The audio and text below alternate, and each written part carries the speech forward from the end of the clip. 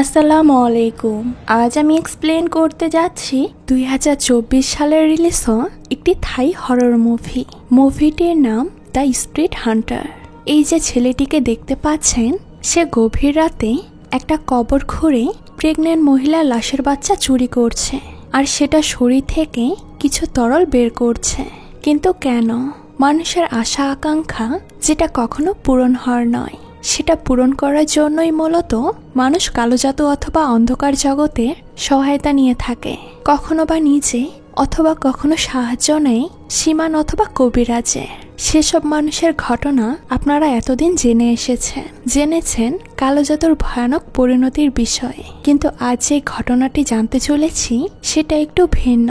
এই ঘটনায় কালো জাদুর মতো ভয়ঙ্কর জগতের পথ প্রদর্শক কবিরাজ অথবা ওঝার জীবন কতটা ভয়ানক হতে পারে তাই আপনারা জানতে পারবেন। যেখানে থাইল্যান্ডের এক কবিরাজের ছেলে নিজে কবিরাজ হওয়ার পর তার জীবন কিভাবে পাল্টে গিয়েছিল তাও আপনারা দেখতে পারবেন। তাহলে চলুন ঘুরে আসা যাক একটি ভয়ানক কালো জাদুর ঘটনা থেকে। তো ঘটনা শুরুতে আমরা দেখতে পারি একটা কবিরাজকে। সে এক ধরনের তাবিজ বানাচ্ছিল, যেটা ধারণে নাকি শয়তানের শক্তি থেকে সুরক্ষা পাওয়া যায়। এই কবিরাজের নাম হচ্ছে পাম। এরপরে আমরা একটা ছেলেকে দেখতে পারি, তার নাম কায়ুম। সে একটা কবরস্থানের মধ্যে এসেছে, আর তার হাতে ছিল কিছু কবিরাজের জিনিসপত্র। সে সেই কবরস্থানের মধ্যে বসে পড়ে এবং এক অদ্ভুত ধরনের রিচুয়াল আরম্ভ করে, যেটার কারণে সেখানে একটা ভয়ঙ্কর জিন এসে হাজির হয়। মূলত সেই জিনটাকে সেই হাজির করেছে। সে জিনের কাছে সাহায্য চায়। সে বলে, আমাকে এমন একটা কবরের সন্ধান দাও যেখানে সদ্য একটা প্রেগনেন্ট মহিলা মারা গিয়েছে। যেই কথা সেই কাজ। সেই জিনটা যখন তাকে সেই কবরের হদিস দেয়, তখন সেখানে গিয়ে সে কবর খুঁড়তে শুরু করে এবং কবর খুঁড়ে সে প্রেগনেন্ট মহিলার লাশ বের করে ফেলে।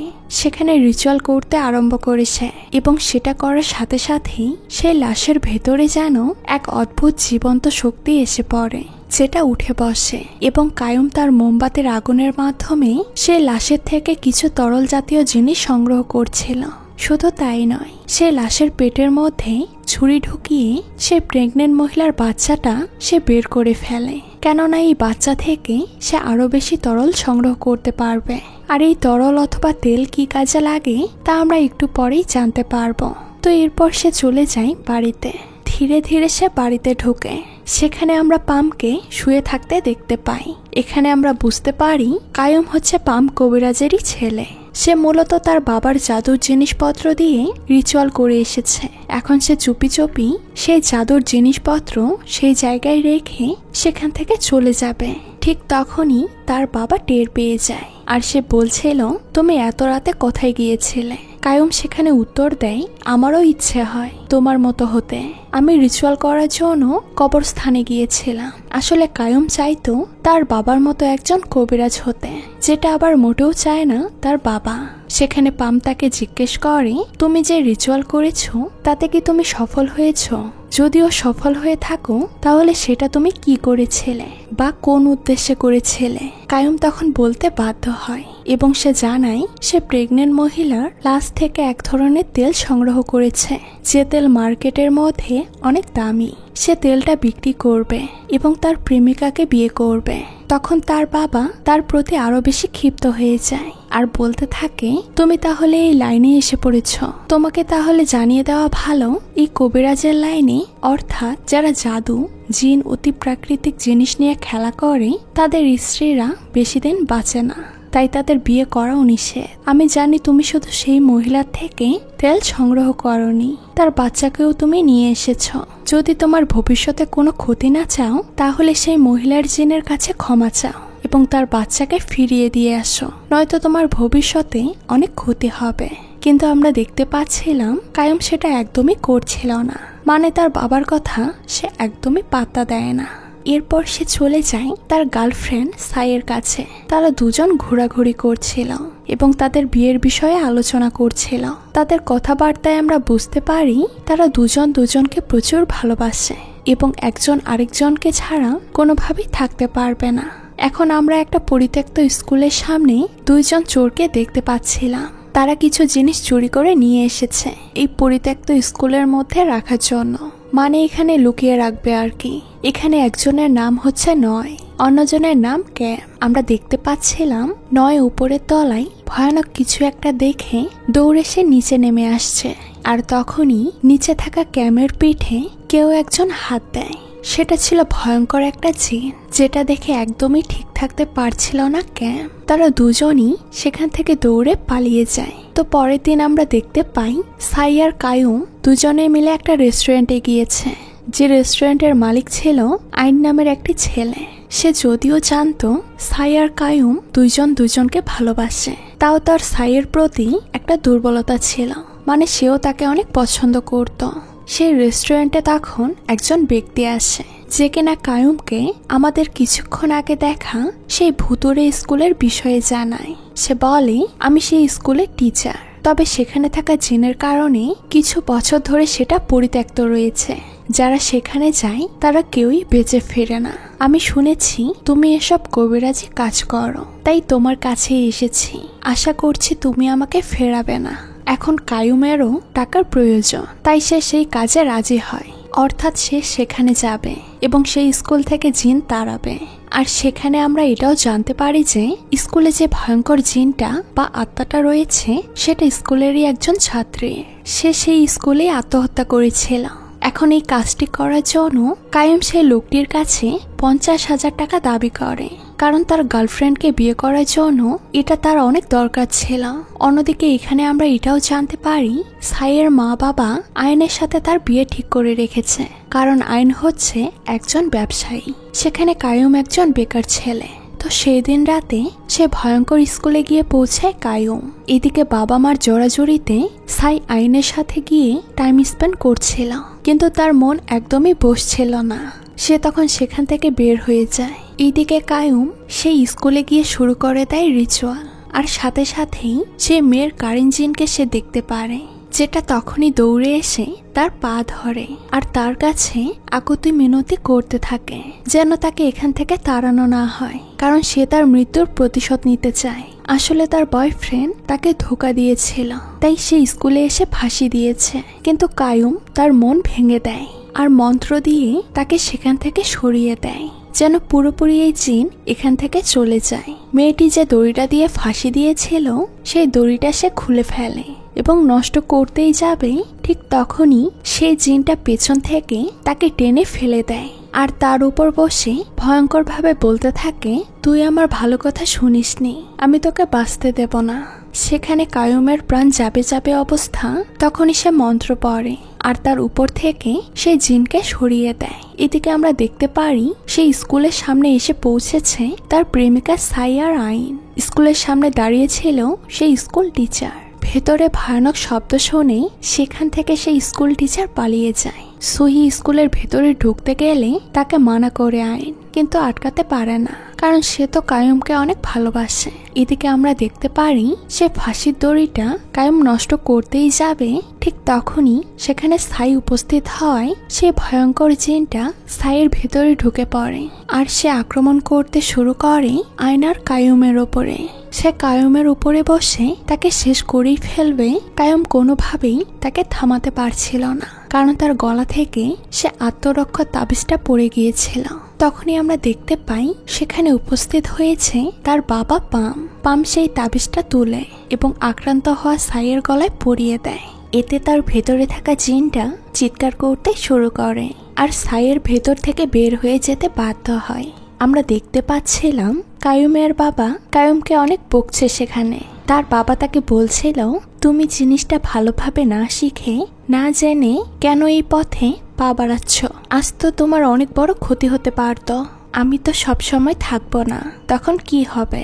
আর কবিরাজের কাজ হলো তাদেরকে বুঝিয়ে তাদেরকে শান্ত করে একটা জায়গা থেকে সরিয়ে দেওয়া, তাদেরকে মেরে ফেলা নয়। তাদেরকে ধ্বংস করার তোমার কোনো অধিকার নেই। কিন্তু সেই কথা একদমই শুনছিল না কায়ুম। তখনই আমরা দেখতে পাই তার পেছন থেকে সেই ভয়ঙ্কর জিন তার ভেতরে ঢুকে পড়ে। ঢোকার পরপরই পামের ওপর আক্রমণ করতে শুরু করে। এতে তারা সেই স্কুলের দ্বিতীয় তলা থেকে একদম নিচে পড়ে যায়। সেখানে আবার আক্রমণ করতে শুরু করে কায়ুম। আত্মাটি যখন মেরেই ফেলবে পামকে, তখন সে সর্বস্ব শক্তি দিয়ে কায়ুমের উপর জাদু করে আর তার থেকে জিন বের করে দেয়। কিন্তু ইতোমধ্যে যা ঘটার তা তো ঘটে গিয়েছে। পাম প্রচন্ড পরিমাণ আহত হওয়ার কারণে সেখানে সে আর সার্ভাইভ করতে পারে না। সে তখনই মারা যায়। জ্ঞান ফেরার পর যখন কায়ুম তার বাবার মৃত্যু দেখে, তখন তার পায়ের তলা থেকে মাটি একদমই সরে যায়। সে রাগে কষ্টে সে জিনকে কোনো সুযোগ না দিয়ে সে ফাঁসির দড়িটা মন্ত্র বলে একদম জ্বালিয়ে দেয়। আর সাথে সাথেই সেখানেই পুড়ে শেষ হয়ে যায় সে আত্মাটি। তো পরের দিন আমরা দেখতে পাই সে তার বাবার অন্তিম সংস্কার করছে, আর সেখানে তাকে একটু অন্যরকম লাগছিল। এরপর সে আইনের কাছে যায় আর তাকে সেই তেলটা দেয়, যেটা আমরা দেখেছিলাম ঘটনার শুরুতে, যেটা সে একটা লাশের শরীর থেকে এবং বাচ্চা থেকে বের করেছিল। আসলে এটা হচ্ছে এমন একটা তেল, এটা আপনি যা শরীরে ব্যবহার করবেন সে আপনার জন্য পাগল হয়ে যাবে। এটা সে বের করেছিল যাতে বাজারে বিক্রি করে প্রচুর অর্থ উপার্জন করতে পারে, যেন সে তার প্রেমিকাকে বিয়ে করতে পারে। মানে এটা করলে তো সে বড়লোক হয়ে যেত আর তার প্রেমিকার পরিবার তাকে মেনে নিত। তো সেই তেলটা সে আইনকে দিয়ে বলে, তুমি আমার ভালোবাসার মানুষকে ভালো রেখো, আমি এখান থেকে চিরদিনের জন্য চলে যাচ্ছি, অন্য শহরে চলে যাব। আসলে এই কবিরাজি কাজে যারা গিয়েছে তারাই তাদের ফ্যামিলি হারিয়েছে। কায়ুম ছোট থাকতেই তার মাকে হারিয়েছে এবং এখন তার বাবাকেও হারিয়েছে। তার বাবা তাকে সবসময় বলতো কবিরাজরা বিয়ে করলে তার স্ত্রী বেশি দিন বাঁচতে পারবে না। তাই কায়ুম ঠিক করেছে তার জন্য তার প্রেমিকার যেন কোনো ক্ষতি না হয়, এজন্য সে অনেক দূরে চলে যাবে। এবং আমরা দেখতে পাচ্ছিলাম সে চলে যাচ্ছিল। তাকে চলে যেতে দেখে আটকাতে চায় সাই, কিন্তু তখনই তাকে আইন ধরে ফেলে এবং সেই বিশেষ তেলটা তার শরীরে লাগিয়ে দেয়। আর তখনই আমরা দেখতে পাই সাইয়ের জীবন থেকে কায়ুম নামের মানুষটা পুরোপুরি উধাও হয়ে যায়। অর্থাৎ তার জীবনে কায়ুম নামের কেউ একজন ছিল, এই মানুষটাই ভেনিশ হয়ে গিয়েছে। আর সে তৎক্ষণাৎ কায়ুমের প্রতি এতটাই আকৃষ্ট হয়ে যায় যে সেখানেই তারা দুজন অনেক কাছাকাছি চলে আসে। এগুলো কায়ুম দেখতে পারবে না, তাই সে চোখ বন্ধ করে সেখান থেকে দৌড়াচ্ছিল। তো যাই হোক, ঘটনার কিছু মাস পর আমরা দেখতে পাই কায়ুম এখন অন্য এক জায়গায় থাকতে শুরু করেছে। সেখানে একটা ঘরে একটা ছোট্ট মেয়েকে আমরা দেখতে পাচ্ছিলাম। দুইটা মেয়ে তাকে দেখে অনেক ভয় পেয়ে যায়। তারা কেন ভয় পাচ্ছে? কারণ সেখানে যে মেয়েটা বসে খাবার খাচ্ছিল সেই খাবারগুলো মূলত মানুষের জন্য রাখা ছিল না। মানে মানুষের এই খাবারগুলো খাওয়া একদমই নিষিদ্ধ। এগুলো মূলত রিচুয়ালের মাধ্যমে জিনেদেরকে দেওয়া হয়। মেয়েটার নাম ছিল গুণ। একে তো এই পরিত্যক্ত ঘরের ভিতরে কেউ ঢোকে না, দ্বিতীয়ত এমন একটা মেয়ে এসব খাচ্ছে। এসব দেখেই দুইটি মেয়ে ভয় পাচ্ছিল। তখনই আমরা দেখতে পাই সে ছোট্ট মেয়েটার উপর কিছু একটা যেন ভর করেছে এবং সে অস্থির হতে শুরু করে। সাহায্যের জন্য একটা মেয়ে দৌড়াচ্ছিল আর সে এসে কায়ুমের সাথে ধাক্কা খায় এবং তার কাছে সাহায্য চায়।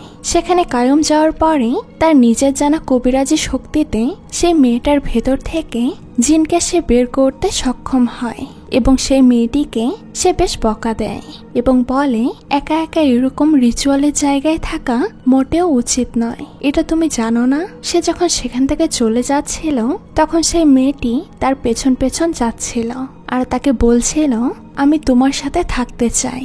কায়ুম সাপ সাপ মানা করে দেয় আর বলে নিজের পরিবারের কাছে যাও। সেই মেয়েটা তার পেছন পেছন যেতে যেতে ঘর পর্যন্ত চলে যায়। মেয়েটা অনেক জোরাজোরি করায় কায়ুম তার সাথে মেয়েটাকে রাখতে রাজি হয়, কারণ মেয়েটি বলছিল তার পৃথিবীতে আর নাকি কেউ নেই।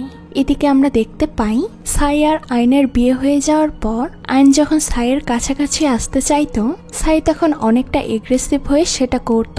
তাছাড়া যেন সে মোটেও স্বাভাবিক ছিল না। এমনটা কেন হচ্ছিল তা কিন্তু আমরা একটু পরেই জানতে পারবো, যেটা একটা বিশাল টুইস্ট। এরপরে আমরা দেখতে পাই যে গ্রামের মধ্যে কায়ুম বাস করতে শুরু করেছিল, সেই গ্রামেরই কয়েকজন মিলে সন্ধ্যার সময় গেম খেলছিল, যেটা দিয়ে জিনকে ডেকে আনা হয়। তারা এটা মজার ছলে খেললেও তাদের এই খেলার কারণে সেখানে একটা ভয়ঙ্কর জিন চলে আসে, যেটা দেখতে এতটাই বীভৎস লাগছিল যে সহ্য করার মতো না। তখনই সেটা সেখানে থাকা একজনের উপর ভর করে। এটা দেখে বাকিরা ভয় পেয়ে যায় এবং জিনে ভর করা ব্যক্তিটিকে ঘরের মধ্যে আটকে রেখে সেখান থেকে তারা পালিয়ে যায়। আর আমরা দেখতে পারি এইদিকে গুণ এসে কায়ুমকে এই বিষয়টা জানায় আর তাদেরকে সাহায্য করতে বলে। কায়ুম সেখানে যাওয়ার পর সেই ছেলে মেয়েগুলো কায়ুমকে অনেক টাকা দেয় তাদেরকে সাহায্য করার জন্য। তখন সেই কাজটা করতে রাজি হয় এবং সেই ঘরে যায়। মন্ত্র বলে সেই লোকটির ভেতর থেকে সেই জিনটা সে বের করে দেয়। জিন যেখান থেকে এসেছিল সেখানেই চলে যায়, সাথে বলে যায় আমি তো আমার মতোই ছিলাম, কিন্তু তারা ভুলভাবে আমাকে ডাকার কারণে আমার অনেক ক্ষতি হয়েছে। এখানে আমরা জানতে পারি একটা টুইস্ট, যেটা হচ্ছে এই গেমটা ভুলভাবে খেলা শিখিয়ে দিয়েছে এই লোকেদেরকে গুণ, আর সেটা সে করেছিল যাতে কায়ুম টাকা ইনকাম করতে পারে। এরপরে আমরা দেখতে পাই সেই জিন একটা পেন্টিং এর মধ্যে চলে যায়, কিন্তু কায়ুম তাকে না ছেড়ে একটা মাটির পাত্রের মধ্যে আটকে ফেলে। আর এদিকে অন্য গ্রামে আইন তার বাবা মাকে নিয়ে অনেক খুশি ছিল।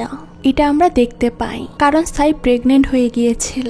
আমরা আবার এদিকে দেখতে পারি অনেকদিন ধরে জিন তাড়ানোর কাজ করতে করতে, জিন বন্দি করতে করতে কায়ুম পুরো একটি ঘর মাটির পাত্র দিয়ে ভরে ফেলেছে, অর্থাৎ সবগুলোর ভেতরেই এখন জিন রয়েছে। তো সেদিন রাতে ছোট্ট গুণ কায়ুমের কাছে বায়না ধরে সেও তার মতো একজন কবিরাজ হতে চায়।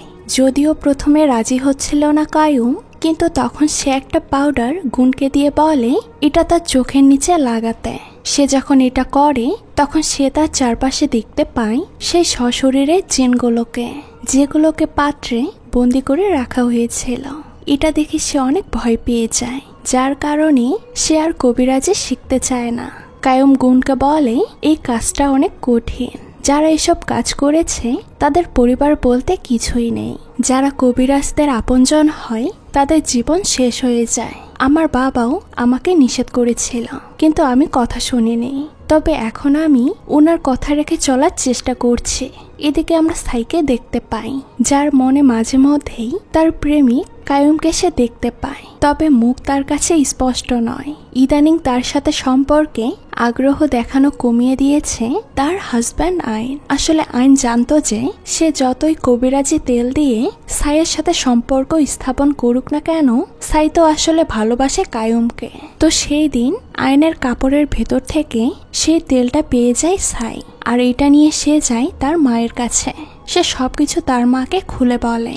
সে বলে তার মনে হয় সে অন্য কাউকে ভালোবাসে, আর এটা তার আসল জীবন নয়, কিন্তু সেগুলো সে মনে করতে পারছে না।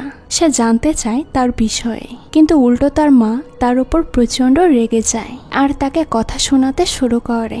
সে বলে তুমি এখন প্রেগনেন্ট, এখন কি আজে বাজে এসব বকছো, এসব বলে তাকে সেখান থেকে তাড়িয়ে দেয়। তখন আমরা দেখতে পাই সেই গ্রাম থেকে বের হয়ে পড়ে। এদিকে রাস্তায় হাঁটছিল গুণ আর কায়ুম, তখনই তাদের সামনে চলে আসে সাই। তাকে দেখে তো রীতিমতো অবাক হয়ে যায় কায়ুম। বাসায় নিয়ে যাওয়ার পর তাকে জিজ্ঞেস করলে সাই তাকে জানায় একটা অ্যাক্সিডেন্টে হঠাৎ করে মারা গিয়েছে আইন। তারপর থেকে হঠাৎ করে তার সব স্মৃতি মনে পড়তে শুরু করে। তার মনে হতে থাকে সব পুরনো কথা, কায়ুমের সাথে সময় কাটানোর কথা।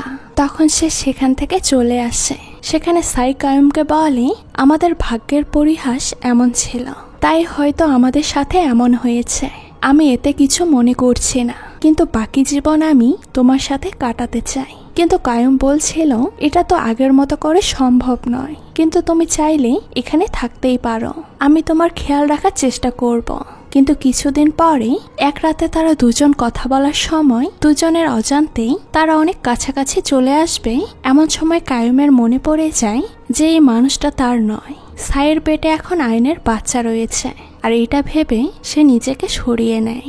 এরপর আমরা দেখতে পাচ্ছিলাম তারা তিনজন মিলে খুব ভালোভাবে আছে।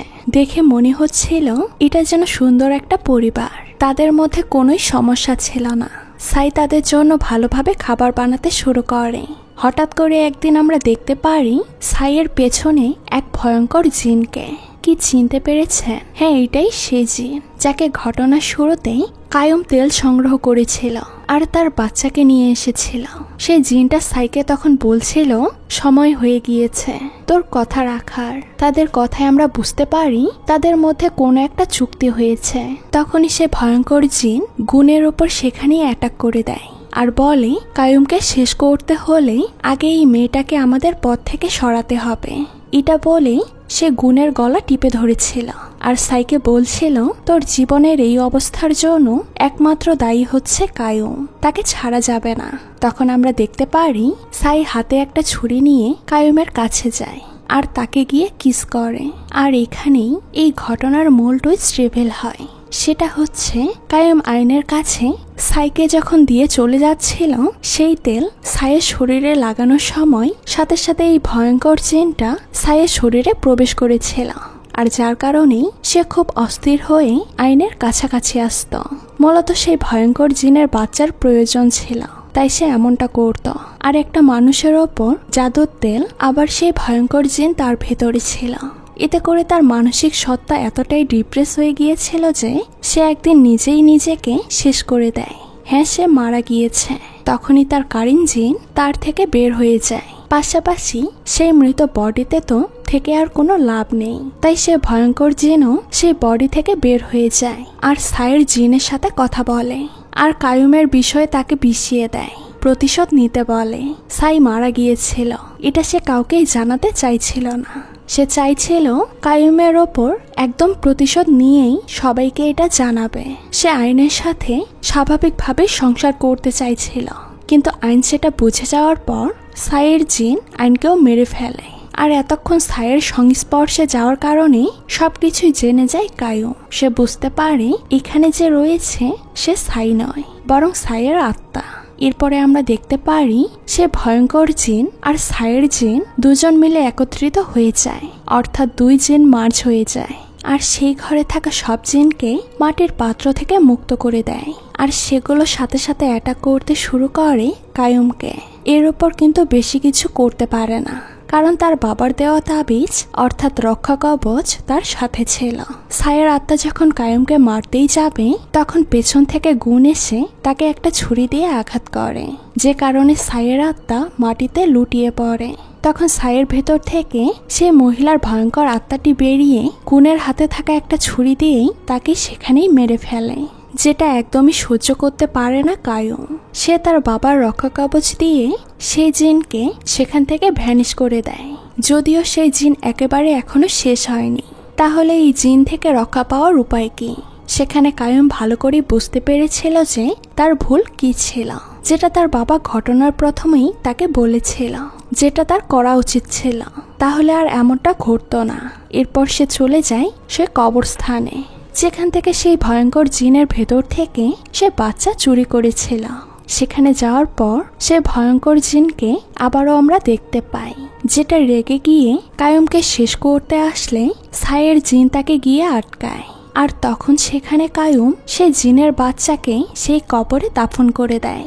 সাথে সাথে সেই জিনের বাচ্চা জিন ফিরে পায় আর সাইয়ের জিনের কথায় কায়ুমকে মাফ করে দেয়। ঘটনা শেষে আমরা দেখতে পারি যে তার নিজের গ্রামে সে ফিরে এসেছে আর তার পরিবার সহ যারা এই ঘটনাতে মারা গিয়েছে তাদের সবার জন্য দোয়া করছে। সেখানে তার কাছ থেকে বিদায় নেয় সাইয়ের আত্মা আর সেখান থেকে সারা জীবনের জন্য উধাও হয়ে যায়। তখনই সেখানে তার সাথে দেখা করতে আসে গুণ। এখন আপনাদের প্রশ্ন আসতে পারে, এই ছোট্ট মেয়েটা তো মারা গিয়েছিল। আসলে না, সে মারা যায়নি, কারণ সে কোনো মানুষই ছিল না। সেও হচ্ছে একটা ছোট্ট জিন। কোনোভাবে সে কায়ুমকে পছন্দ করে ফেলে এবং তার সাথে থাকতে শুরু করে বন্ধুর মতো, আর ভবিষ্যতেও সেটাই থাকবে। আর এটা কিন্তু সত্যি যে প্রত্যেকটা কবিরাজের সাথেই একটা করে ভালো জিন থাকে, যেটা তাকে অনেকভাবে সাহায্য করে। আশা করি এই ঘটনা সম্পূর্ণটা আপনারা বুঝতে পেরেছেন। কবিরাজদের জীবন যে সহজ হয় না, এটা আমরা এখান থেকে ধারণা করতে পারি। কবিরাজি করতে গেলে অনেক অনেক ভয়ঙ্কর কাজ করতে হয়, যেমন কবর থেকে মধ্যরাতে গিয়ে লাশ উঠিয়ে আনা অথবা কাফনের কাপড় কেটে আনা। এমন অনেক অনেক ঘটনাই কিন্তু আমরা জেনে থাকি, আর এগুলো কিন্তু সত্যি। তো যাই হোক, এই মুভিটি আপনাদের কাছে কেমন লেগেছে সেটা কিন্তু অবশ্যই কমেন্ট করে জানাবেন। আজকে এই পর্যন্তই, দেখা হচ্ছে নতুন কোনো ভিডিওতে। সেই পর্যন্ত সবাই ভালো থাকবেন। আল্লাহ হাফেজ।